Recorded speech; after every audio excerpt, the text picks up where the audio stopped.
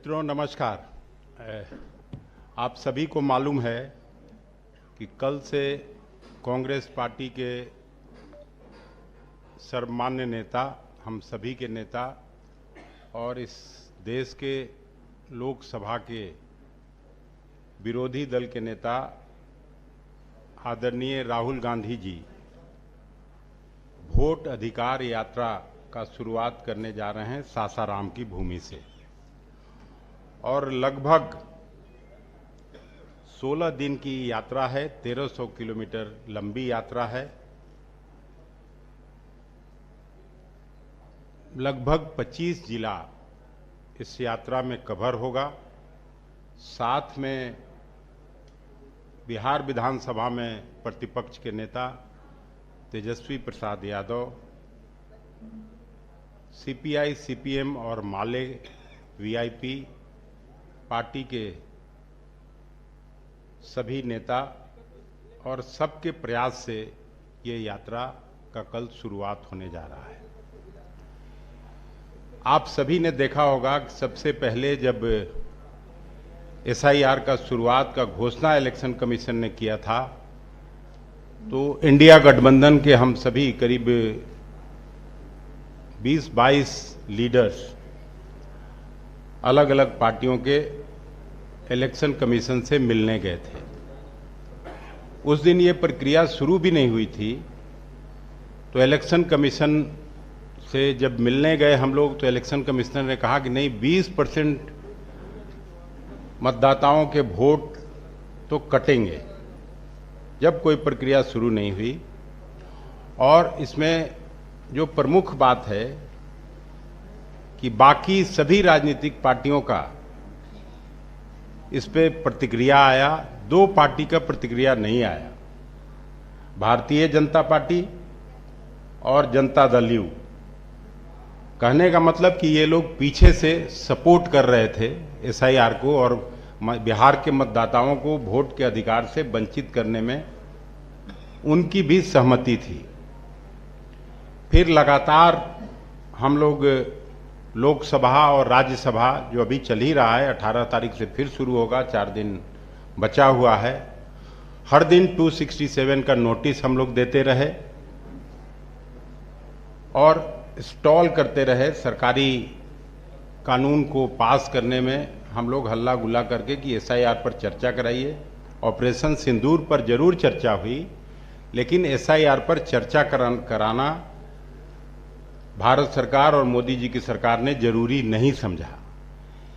इस तरह का अन्याय बिहार के मतदाता साथियों के साथ जब हो रहा हो, खास करके वंचित, गरीब और अंतिम पंक्ति पर बैठे हुए व्यक्तियों के साथ इस तरह का अन्याय हो रहा हो, भारतीय जनता पार्टी और नीतीश कुमार जी मौन धारण किए हुए। मैं 2 दिन से देख रहा था, मौसमी सिंह एक आज इंडिया टुडे की पत्रकार हैं, लगातार वो जाके ग्राउंड पे ये कर रही है और आप लोग भी देखे होंगे कि किस तरह का अन्याय एक एक घर में 5-5, 6-6 बिरादरी के लोगों को रहता हुआ दिखाया गया है और कोई जवाब बीएलए बीएलओ के पास नहीं है। इसलिए ये जरूरी समझा कांग्रेस पार्टी ने कि हम लोग बिहार के सभी जिलों में प्राय घूम घूम के और मतदाता जागरूकता अभियान या इस यात्रा का शुरुआत करेंगे। और राहुल गांधी जी ने सुरही अपने ही उन कमान संभाला है। आपने देखा होगा कि पिछले सप्ताह लगभग 300 एमपी लोकसभा और राज्यसभा के हम लोग मिलने जा रहे थे, मिलना चाहते थे इलेक्शन कमिश्नर से, लेकिन इलेक्शन कमीशन ने फिर अनुमति नहीं दी और हम लोगों ने गिरफ्तारी दी। 3-4 घंटे पार्लियामेंट थाने में हम लोग रोक दिए गए। उसके बाद कोई रास्ता नहीं था इस यात्रा करने के सिवाय। इसलिए आज हम लोग वाजिब समझते थे कि पटना के सभी पत्रकार मित्रों को इसकी जानकारी दी जाए। इस वजह से हम आपके सामने आए हैं। 1950 में जब हमारा संविधान बन रहा था आदरणीय अंबेडकर जी के नेतृत्व में उस समय उन्होंने एक बड़ा इम्पोर्टेंट बात कहा था कि संविधान अच्छा तभी हो सकता है जब इसमें चुनाव कराने वाले लोग जो इलेक्शन कमिश्नर्स होते हैं वो मूर्ख नहीं हो और धूर्त नहीं हो।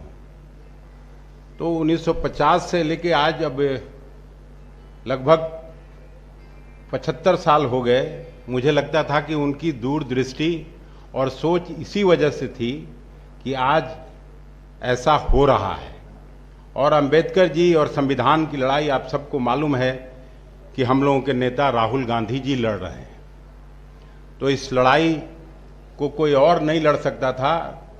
राहुल गांधी जी में देश के गरीब और वंचित तबका का आस्था है, नौजवानों का आस्था है, महिलाओं का आस्था है, किसान मजदूरों का आस्था है।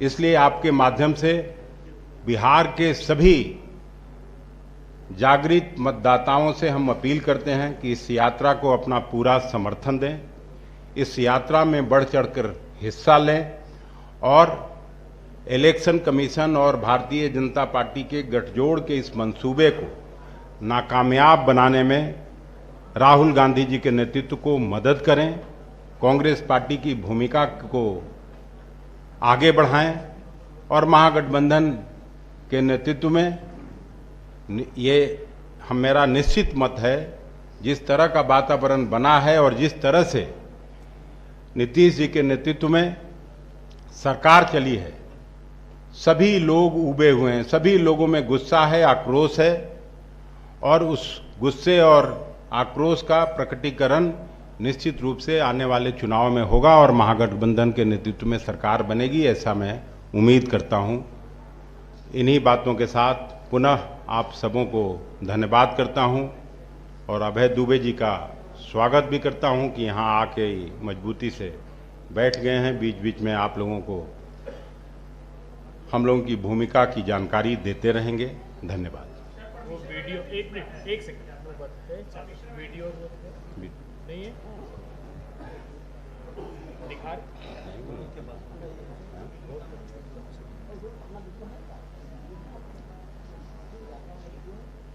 वीडियो भी है। हमने भेजा था ना राजेश जी को।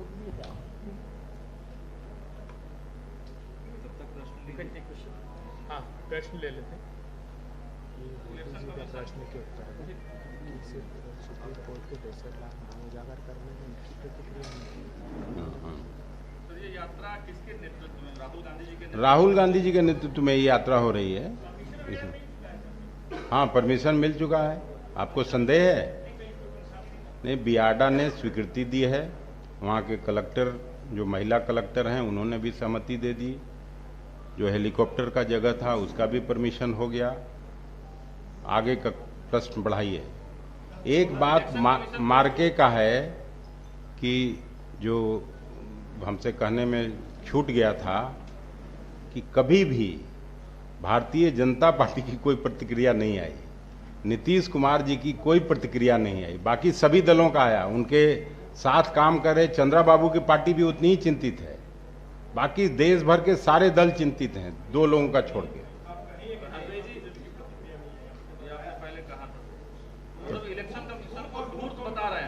तब धूर्त और मूर्ख अंबेडकर जी ने कहा था। तो ये तो अभी बता ही दिया आपको। इलेक्शन कमीशन नौटंकी करने आ रहे राहुल, गिरिराज सिंह कह रहे नौटंकी करने आ रहे राहुल। एक बार में एक आदमी बोल। अब बिहार में ही रहेंगे। ये आपको दे देंगे सब, यहाँ आप लोगों को मिल जाएगा, ग्रुप में भी आया हुआ है।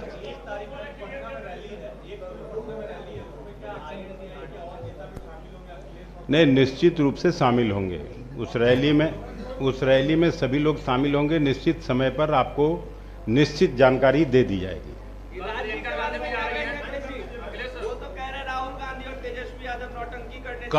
कल तो आ रहे थे जहाज में, हम लोग के साथी आए थे, उनकी भी चिंता वही थी जो यहाँ मैं व्यक्त कर रहा हूँ। बाकी अब अपने बेचारे पार्टी के लिए कुछ कुछ वकालत करते होंगे। हम तो इलेक्शन कमीशन में काम करने वाले लोगों के बारे में मैं बोला हूँ। आपको अगर सुनाई ठीक से पड़ा होगा कि पहली बार जब हम लोग मिलने गए थे तो उसी समय जब कोई एक्सरसाइज प्रारंभ नहीं हुआ था, इन लोगों ने कहा कि 20% तो कटेंगे लोग।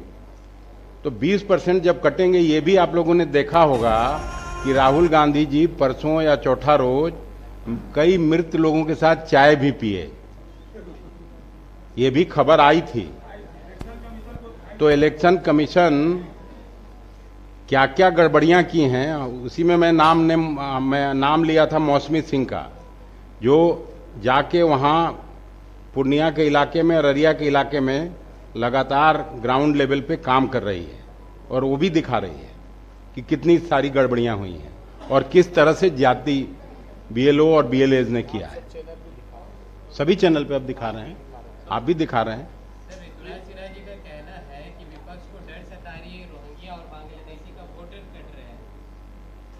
अरे पहले उनको एक आध बार आने दीजिए हाउस में, तब सीरियसली लिया जाएगा। प्रियंका गांधी भी आ रही हैं, प्रियंका गांधी भी कल ही आ रही हैं। नहीं, प्रियंका जी के बारे में तो अभी जानकारी नहीं है मेरे पास, बाकी होगी तो फिर बताऊंगा। गिरिराज सिंह ने कहा कि जेल जाएंगे राहुल गांधी और तेजस्वी यादव, बयान दिया उन्होंने, जेल जाएंगे जिस तरीके से रोहिंग्या और बांग्लादेशियों को समर्थन दे रहे हैं। मतलब जेल में कौन किसको जाना है ये तो फिर बताएगी बिहार की जनता। बाकी कितना सीरियसली ले रहे हैं भाई, गिरिराज बाबू को जानते हैं आप लोग। आपको कहे तो कि कल हम लोग साथ ही यात्रा किए थे, हमसे जो जो बात कहे थे उसमें तो सब हमसे ये इनको भी फूल दिए हैं क्या स्वागत करने का। देखिए, केंद्र की भारतीय जनता पार्टी की सरकार की अनुमति के बगैर एक भी घुसपैठिया हिंदुस्तान में नहीं रह सकता है। अगर उनसे गठजोड़ है तो ही वो हिंदुस्तान में रहा है, ये बात समझ लीजिए। और इलेक्शन कमीशन ने जो नोटिफाई किया है, सिंगल नाम भी नहीं बताया उन्होंने कि ये बांग्लादेशी या रोहिंग्या है। कितनी असरदार रहने वाली है कल से जो यात्रा शुरू हुई? ऐतिहासिक होने वाली है और ऐसी यात्रा हो रही है और इतना भारी समर्थन मिलने जा रहा है जो कभी किसी को मिला नहीं होगा। आप देखिएगा, ये आकलन हो सकता है इसका, ये जो आकलन करता है वो मूर्ख होगा। पूरा रोड पटा रहेगा बिहार का, आप देखिएगा। धन्यवाद। ये कुछ एक वीडियो और चार्ट, रूट चार्ट जिसकी आप बात कर रहे थे, वो हम सिर्फ एक दिखा दें फिर हम।